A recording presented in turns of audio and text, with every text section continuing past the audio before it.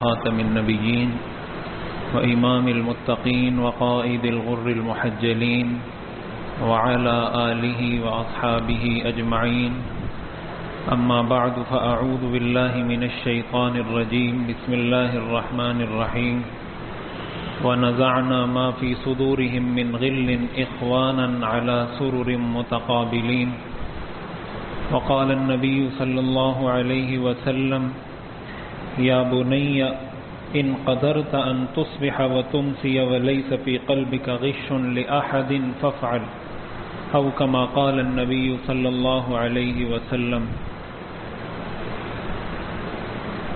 دنیا کے اندر انسان جب زندگی گزارتا ہے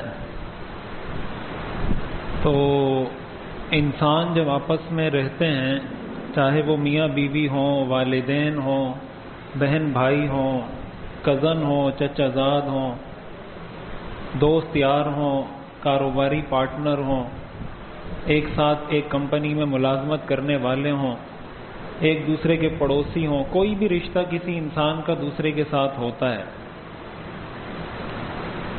تو اس دوران ہر انسان کی فطرت الگ ہوتی ہے، ہر انسان کا مزاج الگ ہوتا ہے۔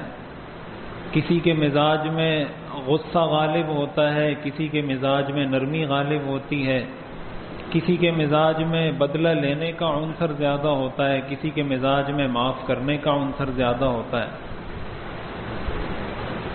ہر انسان کی اپنی ایک فطرت ہے۔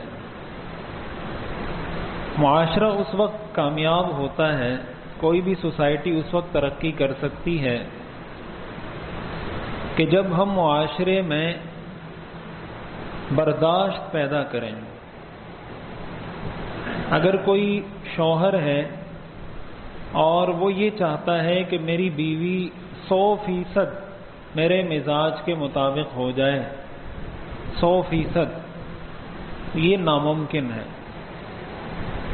اگر کوئی بیوی یہ چاہتی ہے کہ میرا شوہر 100% میرے مزاج کے مطابق ہو جائے، یہ ناممکن ہے۔ کوئی بھائی دوسرے بھائی سے یہ چاہتا ہے کہ میرا بھائی 100% ایسے ہو جائے جیسے میں چاہتا ہوں، ایسا نہیں ہو سکتا۔ کوئی والد یہ چاہتا ہے کہ میرا بیٹا 100% ایسے ہو جائے جیسے میں چاہتا ہوں، یہ نہیں ہوتا۔ کوئی بھی مثال لے لیں دنیا کی، فطرت کا جو اختلاف ہے یہ کائنات کا حسن ہے۔ ہر گلیرا رنگ و بوئے دیگر است، ہر گل کی اپنی خوشبو ہوتی ہے، ہر گل کا اپنا رنگ ہوتا ہے، اور یہ جو ہر گل کی اپنی خوشبو ہے اور ہر گل کا اپنا رنگ ہے، اسی سے کائنات میں حسن ہے۔ اگر دنیا میں صرف گلاب کے پھول ہوتے اور کوئی پھول نہ ہوتا تو کائنات میں حسن نہ ہوتا، لیکن دنیا میں چنبیلی کے پھول بھی ہیں، گلاب کے پھول بھی ہیں، اور نہ جانے ہزاروں قسم کے پھول ہیں جس سے دنیا میں اور کائنات میں حسن پیدا ہوتا ہے۔ یہ جو اختلاف ہے یہ کائنات کا حسن ہوتا ہے۔ تو انسان، سب سے پہلی کوشش تو انسان کی یہ ہونی چاہیے، ہماری معاشرتی بیماریوں کی جڑ، ہمارے معاشرے میں جو فساد ہے، ہمارے جو گھر برباد ہیں، اس کی بنیادی وجہ اس نقطے کو نہ سمجھنا ہے۔ ہمارے گھروں میں طلاقیں ہو رہی ہیں، گھروں میں ناچاکیاں پیدا ہو رہی ہیں، بھائی بھائی سے لڑ رہا ہے، کس وجہ سے؟ صرف اس ایک پوائنٹ پر کہ یار آج 20 سال ہو گئے میری بیوی کو میرا مزاج سمجھ میں نہیں آیا، میری شادی کو 40 سال ہو گئے میری بیوی کو میرا مزاج سمجھ میں نہیں آیا۔ تو میں یہ کہا کرتا ہوں کہ بھائی آپ کی بیوی کو 40 سال میں آپ کا مزاج سمجھ میں نہیں آیا، آپ کو بھی تو 40 سال میں اپنی بیوی کا مزاج سمجھ میں نہیں آیا۔ اگر آپ عقل مند ہوتے تو آپ یہ سمجھ جاتے کہ میری بیوی کو میرا مزاج سمجھ میں نہیں آ رہا، تو آپ کوئی ایڈجسٹمنٹ کر لیتے، کوئی سیٹنگ کر لیتے کہ چلو یار کچھ میں اس کی سنوں گا، کچھ یہ میری سنے گی، تو چلو ہماری زندگی اس طرح گزرے گی۔ قرآن کریم میں اللہ تعالیٰ نے انسانوں کو زندگی گزارنے کا اصول سکھایا ہے، اور وہ اصول یہ ہے کہ زندگی میں ظاہر ہے ان چیزوں کا معاشرے میں ہونا مزاج کا اختلاف ہونا ایک فطری چیز ہے. اس فطری اختلاف کی وجہ سے کبھی کبھی جو ناچاقی ہوتی ہے، جو چپقلش ہوتی ہے، جو مسائل ہوتے ہیں وہ کبھی سیریس ہو جاتے ہیں. قرآن نے ہمیں اس کا حل بتایا ہے. ایک بیلنس، اسلام دین اعتدال ہے. بیلنس ہمیں بتایا ہے کہ یار کہاں تک جا سکتے ہو، کیا کر سکتے ہو، اور کہاں جا کے تم نے بریک لگانی ہے.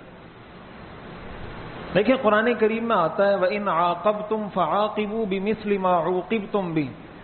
قرآن کریم میں آتا ہے وَمَنِ انتَصَرَ مِن بَعْدِ ظُلْمِهِ فَأُولَٰئِكَ مَا عَلَيْهِم مِّن سَبِيلٍ. اسلام کا مزاج یہ ہے، اسلام کا حکم اور شریعت کا مسئلہ یہ ہے کہ آپ کو اگر کوئی شخص ایک تھپڑ مارتا ہے نا، شریعت آپ کو اجازت دیتی ہے کہ آپ بھی اس کو ایک تھپڑ ماریں. آپ کو اگر کوئی شخص گالی دیتا ہے، شریعت کا مسئلہ یہ ہے کہ آپ بھی اس کو گالی دے سکتے ہیں. جو گالی اس نے آپ کو دی آپ اس کو دے سکتے ہیں. حدیث شریف میں آتا ہے حضور علیہ الصلوۃ والسلام ایک مرتبہ تشریف فرما تھے، یہودی وہاں سے گزرے، وہ حضور علیہ الصلوۃ والسلام کو تنگ کرنے کے کوئی بھی موقع ہاتھ سے نہیں جانے دیتے تھے. تو انہوں نے گزرتے ہوئے حضور علیہ الصلوۃ والسلام کو کہا السلام علیکم. اسلام نے تو ہمیں سلام سکھایا نا، السلام علیکم، کہ تم پر سلامتی ہو. یہودی گزرے تو انہوں نے حضور علیہ الصلوۃ والسلام کو کہا السلام علیکم بغیر لام کے. سام عربی میں موت کو کہتے ہیں. اس کا مطلب یہ کہ آپ مر جائیں. السلام علیکم، آپ مر جائیں. حضور علیہ الصلوۃ والسلام نے جب یہ سنا، حضرت عائشہ بھی حضور کے پاس بیٹھی ہوئی تھیں. حضرت عائشہ رضی اللہ تعالی عنہ نے ان کو بد دعائیں دی، وعلیکم السلام ولعنت اللہ اور غضب اللہ، جو بد دعا دے سکتی تھی حضرت عائشہ کہ تم پر اللہ کی لعنت ہو، تم تباہ و برباد ہو جاؤ، تم حضور کو کیوں بد دعا دے رہے ہو. حضور علیہ الصلوۃ والسلام نے جواب میں فرمایا وعلیکم. یہودیوں نے کہا السلام علیکم، تم پر موت آ جائے. حضور نے فرمایا وعلیکم، تم پر آ جائے. یہ حضور کا جواب تھا، وعلیکم. اور حضرت عائشہ کو آپ نے منع فرمایا کہ بس جو کچھ انہوں نے مجھے کہا ہے میں نے ریٹرن کر دیا ان کو. انہوں نے مجھے جو بد دعا دی تھی، میں نے جب یہ کہا وعلیکم، اس کا جواب ہو گیا کہ جو تم نے مجھے کہا ہے وہ تمہارے لیے. اس سے کیا پتہ چلتا ہے؟ اس سے یہ پتہ چلتا ہے کہ اسلام اس بات کی اجازت دیتا ہے کہ آپ کو کوئی تھپڑ مارے آپ بھی تھپڑ ماریں اس کو، آپ کو کوئی گالی دے آپ بھی اس کو گالی دے سکتے ہیں. ہاں اسلام اس بات کی ترغیب ضرور دیتا ہے کہ بھائی معاف کرو. ترغیب ضرور دیتا ہے کہ بھائی آپ کو کسی نے تھپڑ مارا آپ معاف کر دو، اللہ آپ کو اس کا ڈبل اجر دے گا. آپ کو کسی نے گالی دی آپ معاف کر دیں، آپ کو اللہ اس کا ڈبل اجر دے گا. قرآن کریم میں آتا ہے وَلَا يُلَقَّاهَا إِلَّا ذُو حَظٍّ عَظِيمٍ. بڑا کوئی خوش نصیب اور بڑا کوئی خوش قسمت انسان ہوگا جس کو اللہ اتنا صبر دے کہ وہ گالی کے جواب میں کسی کو دعا دے دے. یہ بڑے ظرف کی بات ہوتی ہے، بڑے پن کا اظہار ہوتا ہے. اب دیکھیں ایک شریعت کا مسئلہ ہے، ایک شریعت کا مزاج ہے. شریعت کا مسئلہ یہ ہے کہ جو آپ کے ساتھ برا کرے آپ اس کا بدلہ اس سے لے سکتے ہیں. شریعت کا مزاج یہ ہے کہ بھائی آپ کے ساتھ کوئی ظلم کرے آپ اس کو معاف کر دیں.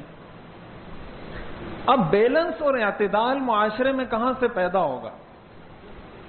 بیلنس اور اعتدال معاشرے میں پیدا ہوگا اس بات سے کہ انسان، اچھا اس کے ساتھ ساتھ ایک بات یہ سمجھنی چاہیے کہ دیکھیں جیسے ہمارے جسم کے اعمال ہیں نا، ہم زبان سے کوئی تلاوت کرتے ہیں یا زبان سے ہم ذکر کرتے ہیں یا کوئی گالی دیتا ہے یا کوئی گانے گاتا ہے یا کوئی تلاوت کرتا ہے یا اپنے ہاتھ سے یا اپنے پیر سے جو بھی انسان عمل کر رہا ہوتا ہے،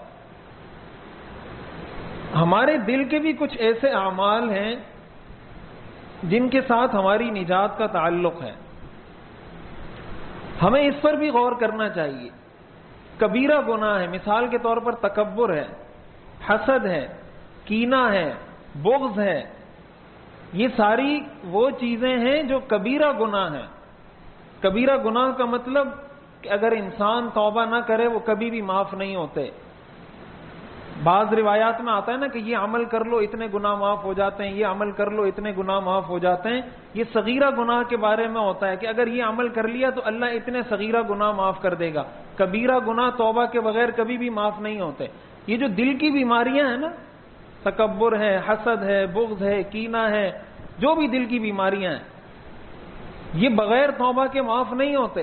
اور ان دل کا جو نیک عمل ہے اس کا درجہ بھی بہت بلند ہے. دیکھیں، آپ کا کسی کے ساتھ جائیداد پہ جھگڑا ہے، مثال کے طور پر کسی نے آپ کی جائیداد دبائی ہوئی ہے، آپ کی زمین دبائی ہوئی ہے. ایک تو یہ ہے کہ آپ نے یہ طے کیا ہے کہ بھائی میں نے اس سے اپنی زمین لے کے رہنی ہے، یہ تو آپ کا حق ہے. شریعت آپ کو یہ نہیں کہے گی کہ یار آپ اس کو معاف کر دو، اس نے آپ کی زمین دبائی ہوئی آپ معاف کر دو. ہاں کوئی معاف کر دے تو شریعت کہتی ہے بھائی بڑی بات ہے تم نے معاف کر دیا. لیکن اگر کوئی کہتا ہے نہیں میں معاف نہیں کرتا، میں نے اپنا حق لینا ہے، شریعت کہتی ہے یہ آپ کا رائٹ ہے، آپ لیں اس سے.